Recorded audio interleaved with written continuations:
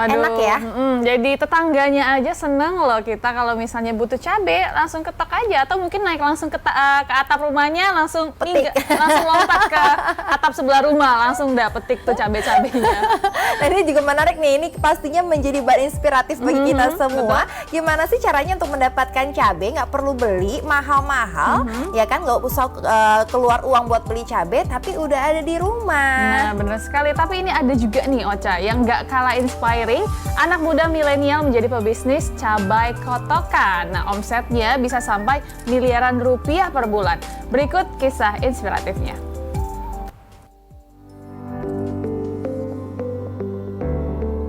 Siapa bilang anak muda hanya bisa kerja kantoran saja?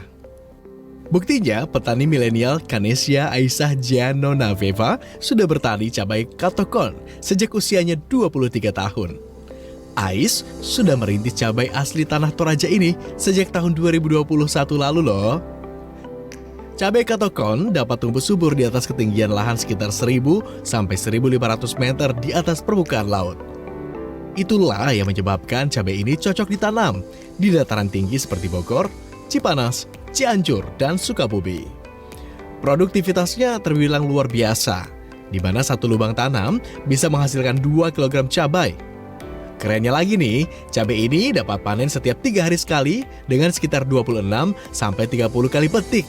Bayangin aja betapa berlimpahnya berkah dari usaha pembudidayaan cabai kotokan ala petani milenial di atas total lahan 28 hektar ini. Oh iya, cabai katokon dikenal memiliki level kepedasan berkali lipat dari jenis cabai yang beredar di pasaran. Skala kepedasannya berada di angka 700.000 sampai 1 juta SHU. Memang belum terpedas di dunia yang mencapai lebih dari 2,5 juta SHU. Tapi udah cukup kok bikin Anda keringetan karena kepedesan saat menyantapnya. Di negeri asalnya, Tanah Toraja, cabai katokon dikenal dengan nama lada katokon. Cabai ini sudah lama menjadi bagian penting dari pedasnya masakan Toraja sejak zaman nenek moyang dulu.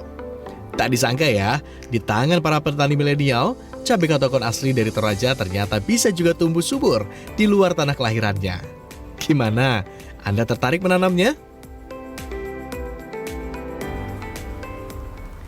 Cabai katokon ya, ininya jenisnya. Itu kayaknya adiknya paprika gitu. Karena kecil-kecil ya. Nah, itu tadi salah satu inspirasi atau orang inspiratif yang bisa. Tepat sekali ya, dan ini tuh hebat banget nih, masih usianya belia, 23 tahun, sudah menjadi petani milenial dan bahkan bisa menghasilkan omset banyak sekali ya, hingga miliaran rupiah tadi ya. Sudah hadir di studio kita ini di obrolan pagi bersama kita berdua, ada Mbak Ais.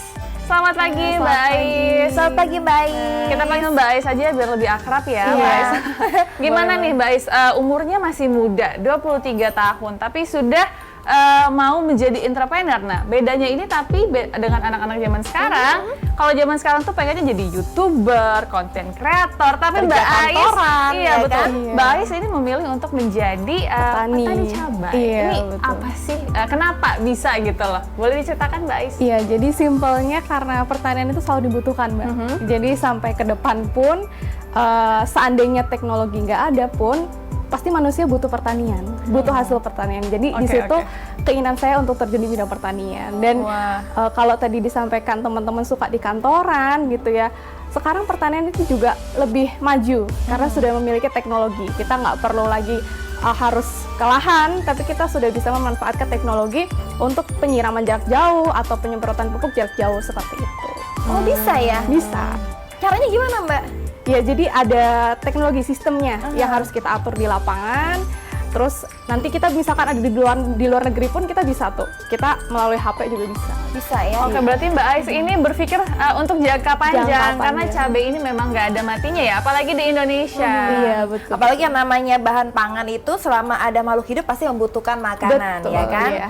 Nah, ini kita berbicara mengenai cabai yang Anda tanam, yaitu cabai katokon.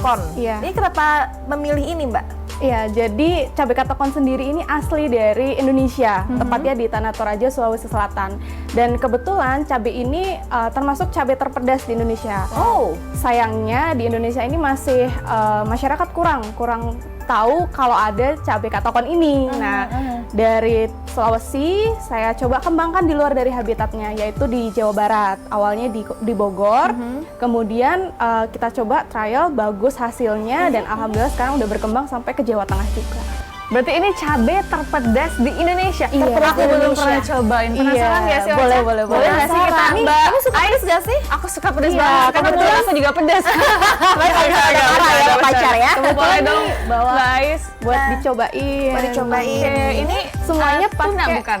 Bukan, itu ada tongkol, ini ada daging, tongkol. dan ini ada ayam suwir. Aduh, nikmat banget nih kalau misalkan makan ada pakai nasi pedas, enak loh. ya. Ya, boleh, Kalau boleh, ada boleh. nasi ini enak banget pasti.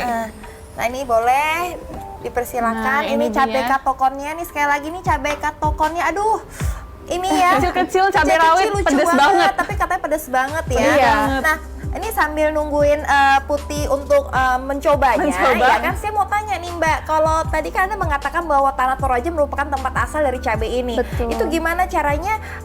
Susah apa gampang sih untuk mendapatkan iklim atau cuaca Iya. tanah yang sejenis dengan Tanah Toraja di sana? Enak ya? Enak loh, aku Enak ya? maaf ya jadi salah fokus. Enak. Pedas, Juga cuma nyobain, pedasnya masih enak untuk di Oke. mulut Indonesia gitu. Iya, betul. Jadi awalnya tentu kita ada riset dulu, Mbak. Jadi sebelum kita tanam di lapangan, kita ada riset dulu. Kepedesan ya? Iya Aku sih suka ya. Oke, enak ya. Rasanya pas gitu pedasnya. Iya. Enak banget Mbak. Nggak bohong pemirsa. Enak banget. Enak banget ya. Nah, terus abis itu setelah kita trial, terus kita coba di lapang. Dan kebetulan Bogor ini kan punya iklim yang hampir mirip dari Tanah Toraja, dataran tinggi seperti habitat aslinya yang harus di ketinggian 1000 sampai 1500 gitu. Dan kita pernah coba juga di dataran rendah. Mungkin dari teman-teman di Jabodetabek mungkin pengen nanem ya di rumah sendiri, itu juga bisa. Cuman tingkat kepedasannya akan menurun gitu. Oh. Kalau ini kan tingkat kepedasannya 500 sampai 750 SAU atau setara 10 kali lipat dari cabai rawit pada umumnya. Oh gitu ya. Tapi kalau misalnya di Jakarta ini cabai katokon ini Iya. bisa ditanam nggak? Mungkin berhasil nggak? Atau rasanya tadi yang kayak Mbak Ais bilang itu akan berubah mungkin ya? Bisa, tetap bisa ditanam. Di atap, mungkin seperti bapaknya tadi, di atap rumah bisa. Cuman ya akan sedikit berbeda rasa pedesnya. Kalau yang di aslinya pedes banget, bisa sampai 10 kali lipat. Tapi kalau yang di dataran rendah mungkin menurun lah, mungkin jadi 8 atau 6 kali lipat seperti itu.